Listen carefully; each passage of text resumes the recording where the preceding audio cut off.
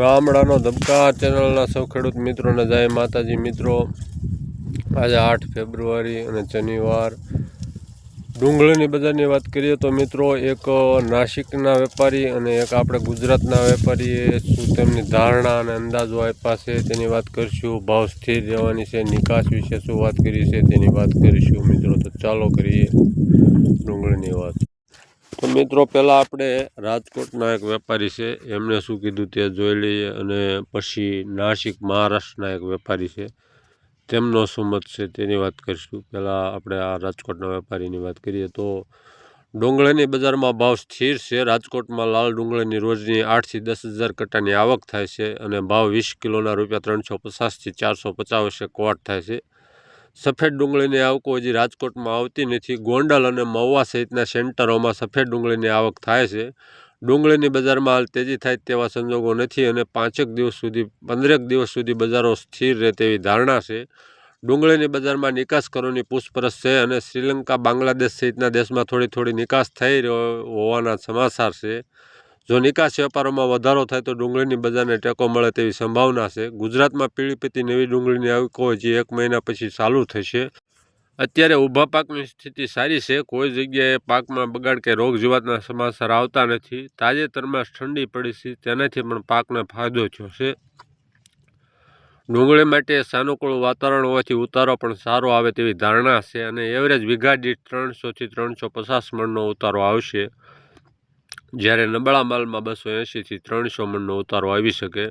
ઠંડી સારી પડતા ઉતારામાં વધારો જોવા મળ્યો છે। નાસિકમાં ડુંગળીના પાકમાં બગાડ હોવાના સમાચાર છે અને આશરે 25 થી 30% માલ બગડ્યો હોવાથી ત્યાં અત્યારે આવકો ઓછી છે। નાસિકમાં આવકો ઓછી થવાથી તેની ગ્રાહકી ગુજરાત તરફ વળી છે। નાસિકમાં ઓછી આવકની અસરે સૌરાષ્ટ્રમાંથી ડુંગળીના દેશાવરમાં વેપારો સારા છે। પંજાબ, હરિયાણા, MP સહિતના રાજ્યોમાંથી ડિમાન્ડ સારી છે। યુપીમાં અત્યારે મહાકુંભ ચાલતો હોવાથી ત્યાંથી માંગ સારી છે અને ગુજરાતનો ટેકો મળી રહ્યો છે। જોકે બીજી તરફ ગુજરાતમાં 4 મોટા શહેરો સહિતના સેન્ટરોમાંથી રોજથી 5-7 લાખ પબ્લિક કુંભ મેળામાં જતું હોવાથી ગુજરાતમાં ડુંગળીના વેપારો ઉપર અસર પડી છે અને માંગ ઘટી ગઈ છે। જોકે આ ટેમ્પરરી ઘટાડો છે। 26મી ફેબ્રુઆરીએ કુંભ મેળો પૂરો થઈ જશે।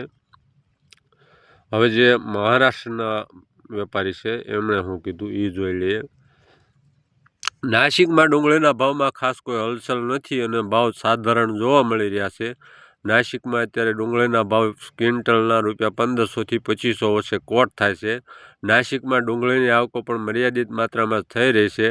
ડુંગળીની નિકાસ ઉપર સરકારે ઘણા સમયથી 20%ની નિકાસ ડ્યુટી લાદી હોવાથી ખેડૂતોને ભાવ મળતા નથી।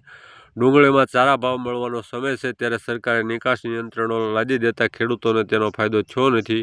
ડુંગળીની નિકાસ ડ્યુટી દૂર કરવામાં સરકારે બહુ સમય લીધો છે અને વહેલી તકે દૂર કરવાની જરૂર છે।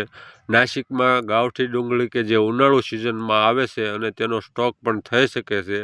આ ડુંગળીના વાવેતર આ વર્ષે ખૂબ જ સારા થયા છે અને ગયા વર્ષની તુલનાએ પાક વધારે આવે તેવી ધારણા છે। નવી ઉનાળુ ડુંગળીની આવકો માર્ચ મહિનામાં ચાલુ થશે અને અત્યારે આવકો પીક ઉપર શરૂ થશે ત્યારે ડુંગળીના ભાવમાં ઘટાડો થાય તેવી સંભાવના છે। જો સરકાર દ્વારા નિકાસ ડ્યુટી દૂર કરવામાં આવે તો ખેડૂતોને રાહત મળી શકે તેમ છે। ડુંગળીમાં અત્યારે નિકાસ માંગ પણ ખાસ જોવા મળતી નથી। બાંગ્લાદેશમાં લોકલ ડુંગળીની પાક સારો હોવાથી ત્યાંની સરકારે પોતાના દેશના ખેડૂતોને બચાવવા માટે આયાત ઉપર 10%ની ડ્યુટી લાદી છે, જેને કારણે ભારતમાંથી નિકાસ વેપારો ખાસ થતા નથી। ભારતમાંથી અત્યારે નિકાસ કરવામાં બજાર ભાવ ઉપરાંત 30% ડ્યુટી વધારાનો ખર્ચ થતો હોવાથી બાયરો ઊંચા ભાવથી ખરીદતા નથી। નાફેડ પાસે ડુંગળીનો સ્ટોક જૂનો ખાસ કોઈ પડ્યો નથી અને નવી સિઝન હવે માર્ચ મહિનામાંથી શરૂ થાય ત્યાં સરકાર દ્વારા કેટલી ખરીદી કરવામાં આવે છે તેના ઉપર નવી સિઝનના પાકનો આધાર રહેલો છે।